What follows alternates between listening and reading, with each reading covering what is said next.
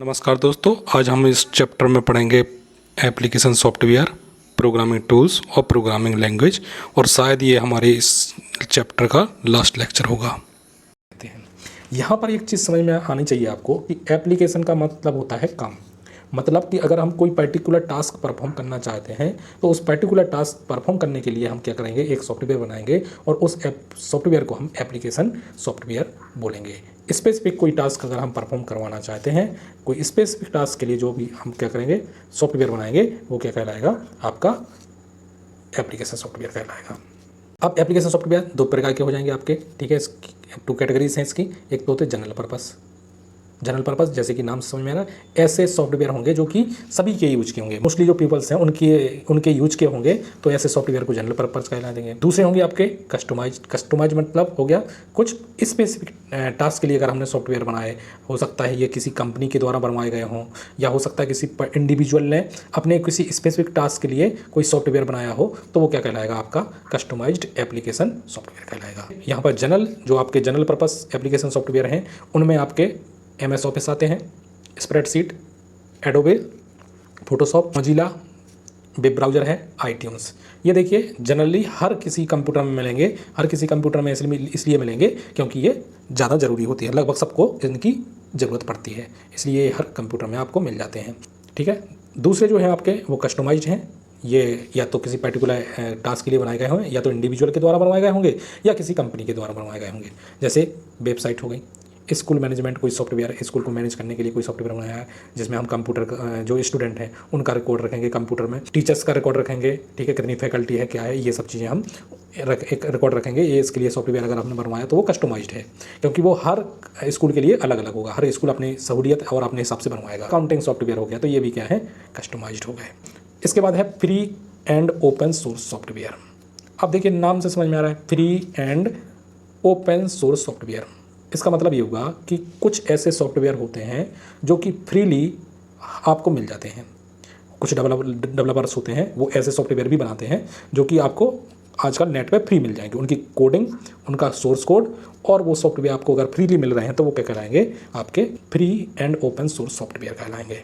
इनके कुछ एग्जांपल्स हैं, जैसे पाइथन हो गया, ओपन ऑफिस हो गया, मोजिला, फायरफॉक्स, ये आपको फ्री मिल जाते हैं, ठीक। इसके बाद फ्रीवेयर होते हैं। फ्रीवेयर वे ऐसे सॉफ्टवेयर होते हैं जिनको आप फ्रीली यूज कर सकते हैं, मतलब आप अवेलेबल हैं फ्रीली यूज करने के लिए, पर उनकी कोडिंग नहीं होती है, उनकी कोडिंग फ्रीली अवेलेबल नहीं होती है, या इनकी कोडिंग तो अवेलेबल नहीं होगी आपको, तो ये फ्रीवेयर कहलाएंगे। मतलब फ्रीवेयर मतलब आप यूज कर सकते हैं फ्रीली, पर इनका सोर्स कोड नहीं मिलेगा आपको।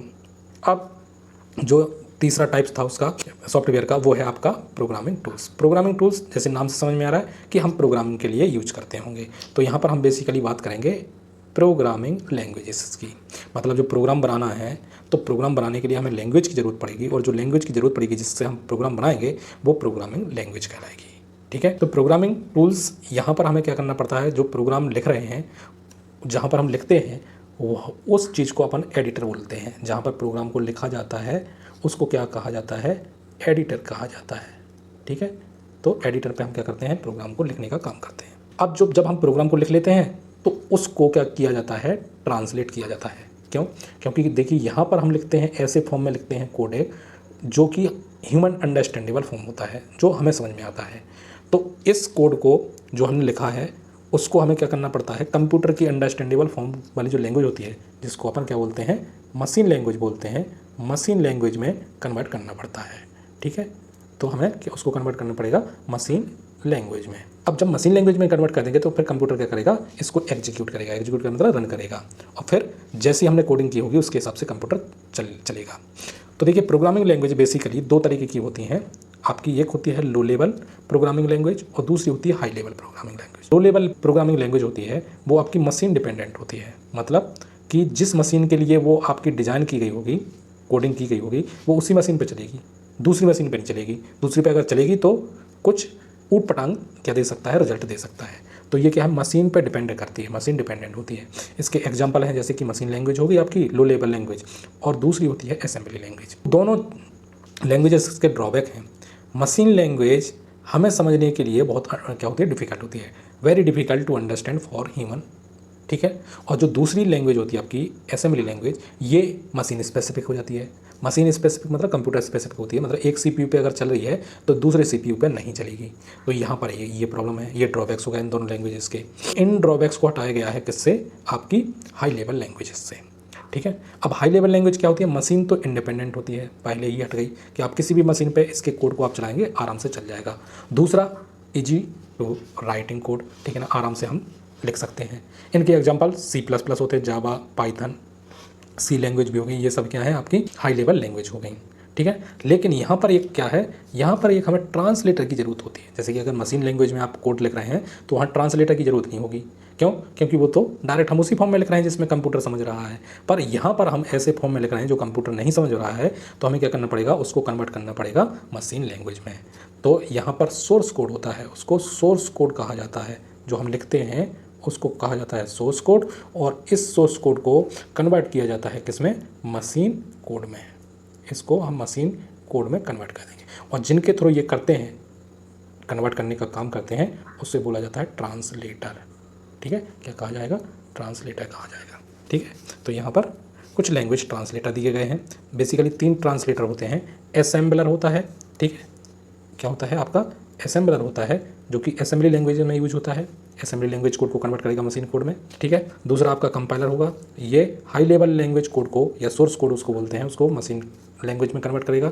और एक होता है इंटरप्रेटर। इंटरप्रेटर बेसिकली जावा वगैरह में यूज होता है, और ये क्या करता है, एक एक लाइन को पहले क्या करता है, समझता है। इंटरप्रेट का मतलब होता है समझना। पहले एक लाइन को क्या करेगा, समझेगा, देखेगा कि उसमें कोई सिंटैक्स एरर तो नहीं है। सिंटैक्स मतलब एक जिस फॉर्म में एक रूल होता है, मतलब रूल होते हैं कि किसी पर्टिकुलर स्टेटमेंट को इसी तरीके से लिखा जाएगा। जैसे कि हमारी लैंग्वेज होती है, लैंग्वेज में क्या होती है, ग्रामर। ग्रामर क्या करती है कि एक सेंटेंस को आपको इसी फॉर्म में लिखना है। कुछ ऐसा ही समझ लीजिए कि कंप्यूटर में भी ग्रामर टाइप की होती है, जिसे सिंटैक्स कहते हैं, और वो सिंटैक्स फॉलो होना चाहिए। तो वो आपका स्टेटमेंट वो सिंटैक्स अगर फॉलो कर रहा है तो फिर उस स्टेटमेंट को हम क्या कर देंगे, एग्जीक्यूट कर देंगे। या कंप्यूटर क्या करता है, और इंटरप्रेटर क्या करता है, उसको एग्जीक्यूट करवा देता है, ठीक है। तो ये क्या करेगा, एक एक लाइन को पहले समझेगा, सिंटैक्स चेक करेगा, सब कुछ सही हुआ तो उसको एग्जीक्यूट कर देगा या उसको चला देगा, ठीक है। अब आपका अगला है प्रोग्राम डेवलपमेंट टूल, इसको आप IDE भी बोल लेते हैं, ठीक है। तो ये आपका लास्ट टॉपिक है, इसके बाद ख़त्म हो गया। तो यहाँ पर समझ लीजिए IDE मतलब ये होता है, जैसे कि मान के चलिए हम एक प्रोग्राम लिखना है, मान के चलिए, तो प्रोग्राम हमें यहाँ पर लिखना है, मान के चलिए, तो हमने यहाँ पर लिखा। अब ये प्रोग्राम कहीं ना कहीं लिखते हैं, जहाँ पर लिखते हैं उसको क्या कहा जाता है, टेक्स्ट एडिटर या एडिटर कहा जाता है। उसको क्या कह देंगे हम, एडिटर बोलेंगे। तो यहाँ पर ये स्टेटमेंट लिखे हैं या इंस्ट्रक्शन लिखे हैं, इनको हमने लिख लिया। अब जब हमारी ये सोर्स कोड बन गया, तो सोर्स कोड को हमें क्या करना है, इस सोर्स को कन्वर्ट करना है ऐसे फॉर्म में जो कि हमारा कंप्यूटर समझता है, और कंप्यूटर समझता है मशीन कोड। तो हमें इसको सोर्स कोड को कन्वर्ट करना पड़ता है मशीन कोड में। किसके थ्रू कहते हैं ये कहते हैं हम ट्रांसलेटर के थ्रू। तो यहाँ पर ट्रांसलेटर लगे होंगे, वो मशीन कोड में कन्वर्ट कर देंगे। मशीन कोड में यहाँ पर कन्वर्ट होगा। फिर आपके मैंने बताया भाई इंटरप्रेटर होंगे, वो क्या करते हैं, चेक करते हैं, एक एक स्टेटमेंट को चेक करते हैं कि आपके सभी के सभी स्टेटमेंट सही लिखे कि नहीं लिखे। अगर उनका सिंटैक्स मैच कर रहा होगा तो वो क्या कर देगा, उसको एग्जीक्यूट कर देगा, तो फिर एग्जीक्यूट होगा। तो देखिए यहाँ पर हर चीज़ अलग अलग हो रही है, हर चीज़ के लिए अलग अलग हमें चीज़ों की ज़रूरत पड़ रही है। जैसे यहाँ पर एडिटर की ज़रूरत पड़ रही है, काय के लिए, सोर्स कोड लिखने के लिए। फिर सोर्स कोड को कन्वर्ट करने के लिए ट्रांसलेटर की ज़रूरत पड़ रही है। फिर ट्रांसलेटर के बाद इंटरप्रेटर की ज़रूरत पड़ रही है, किसके लिए, हर एक स्टेटमेंट को एग्जीक्यूट करने के लिए। तो जो आपके इंटीग्रेटेड डेवलपमेंट एनवायरनमेंट IDE जिनको बोलते हैं, IDE एक ऐसी जगह है जहां पर हमें तीनों चीज़ें एक साथ मिल जाती हैं। मतलब IDE प्रोवाइड क्या करेगी, हमें टेक्स्ट एडिटर भी करेगी, ट्रांसलेटर भी करेगी, और डीबगर मतलब जो कि एरर डिटेक्शन और एरर करेक्शन का काम करती है। मतलब एरर डिटेक्ट करवाएगी पहले कि आपने कहाँ गलती की। अगर सिंटैक्स आपका सही है तो एरर जनरेट नहीं होगी, और अगर होगी तो ये डीबगर बता देगा कि आपने इस लाइन पे ये आपने एरर जनरेट करी, ठीक है। तो पहला चैप्टर इस तरीके से आपका कंप्लीट हुआ, और आपसे बस ये था कि आप नेक्स्ट क्लास स्टार्ट करेंगे जिसमें नया चैप्टर लेंगे। तो आप सभी को क्या करना है कि इसको सब्सक्राइब कर लेना है, और आप अपने दोस्तों में शेयर कीजिए। Thank you so much.